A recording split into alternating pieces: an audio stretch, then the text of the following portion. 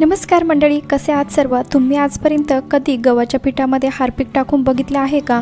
किंवा हारपीक आणि गव्हाचं पीठ एकत्र झाल्यानंतर त्याची काय रिॲक्शन होते हे तरी बघितलं आहे का?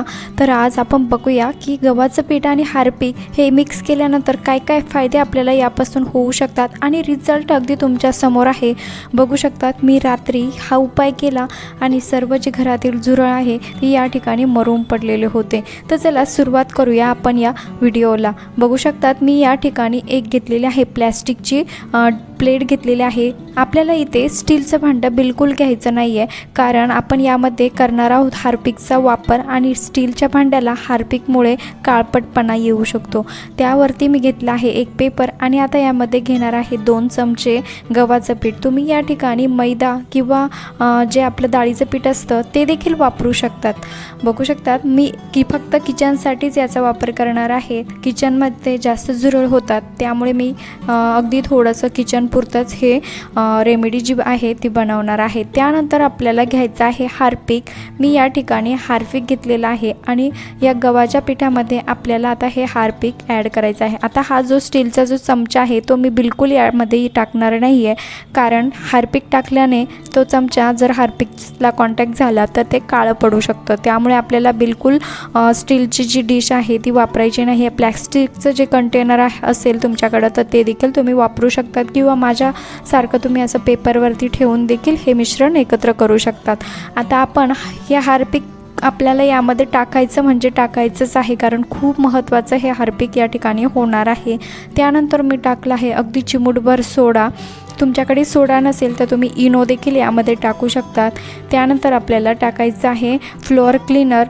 तुमच्याकडे लायझॉल असेल ते देखील तुम्ही टाकू शकतात, किंवा फ्लोअर क्लीनर जर नसेल तर तुम्ही डेटॉल देखील यामध्ये ॲड करू शकतात. अगदी थोडंसं आपल्याला यामध्ये हे फ्लोअर क्लीनर टाकायचं आहे, किंवा डेटॉल जर असेल तुमच्याकडे तर ते देखील डेटॉल लिक्विड तुम्ही टाकू शकतात.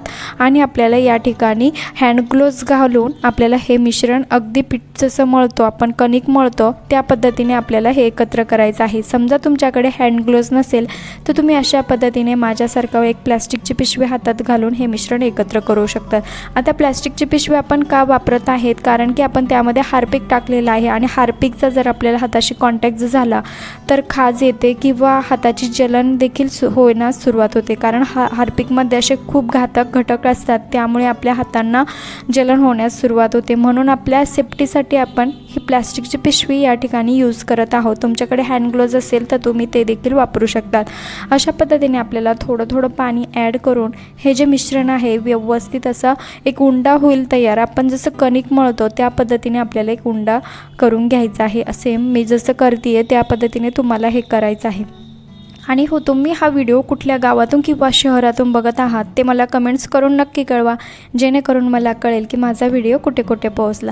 आता हे मिश्रण व्यवस्थित मिक्स झाल्यानंतर मी ही प्लॅस्टिकची पिशवी काढून ठेवली आहे. आता बघू शकतात, आपल्याला याचे व्यवस्थित छोटे छोटे लाडू बनवून घ्यायचे आहे. आता आपण यामध्ये जे हारपीक टाकलं आहे ना, त्यामुळे काय होतं की हे जे झुरळ या लाडूजवळ आले आणि त्यांनी थोडं जरी ते खाल्लं तरी ते लगेच मरून पडतात, कारण हारपीकमध्ये असे खूप घातक घटक असतात. आता तुम्हाला तर माहीतच आहे, हारपीकमुळे आपल्या बाथरूमला किती क्लीन होतं, किती पिवळसर डाग जरी असले, गंजलेले डाग देखील हारपीकने काही मिनटामध्ये क्लीन होतात. त्यामुळे हे झुरळ मारण्यासाठीचं अगदी सोपं आणि घरगुती औषध आहे. नक्की ट्राय करून बघा. त्याचबरोबर या हे जे लाडू आपण बनवत आहे याचा अजून एक फायदा आपल्याला होतो, तो म्हणजे जर उंदीर या वासाच्या ह्या लाडूजवळ आले आणि त्यामध्ये आपण जे पीठ टाकलं आहे त्यामुळे त्या उंदरांना स्मेल जातो आणि त्यांनी जर चुकून हा लाडू खाल्ला तर काय होतं की त्यांना अगदी कसतरी घुसमटल्यासारखं होतं आणि ते त्या जागेवरून पळून जातात, म्हणजे घराच्या बाहेर पळून जातात आणि परत कधीच त्या जागेवर येत नाहीत. त्यामुळे आपला एका दगडात 2 पक्षी जसे मरतात तसंच हा उपाय या ठिकाणी ठरणार आहे. झुरळ तर मरतातच, परंतु उंदरं देखील घरात आपल्याला कधी दिसणार नाही. नक्की ट्राय करून बघा. आता याचा वापर कसा करायचा ते देखील बघणं खूप महत्त्वाचं आहे. बघू शकतात, इथे मी सर्व लाडू लाडू तयार करून घेतले आहे आणि आपल्याला हे जे आहे हे आपल्या अडगळीच्या खोलीत किंवा किचनमध्ये असे डब्बे वगैरे असतात, कोपऱ्यामध्ये आपल्याला ही गोळी ठेवायची आहे. आता यांना लहान मुलं जर असेल तुमच्या घरामध्ये तर त्यांच्यापासून बिलकुल सावध राहा, कारण एखादा जर लाडू जर लहान मुलांनी खाल्ला तर त्याचे वाईट परिणाम देखील होऊ शकतात. त्यामुळे लहान मुलांपासून याची काळजी घ्यायची आहे. अशा खिडकीमध्ये आपले जे झुरळ अंडी देतात त्यामुळे खिडकीमध्ये देखील हे आपल्याला ठेवायचं आहे.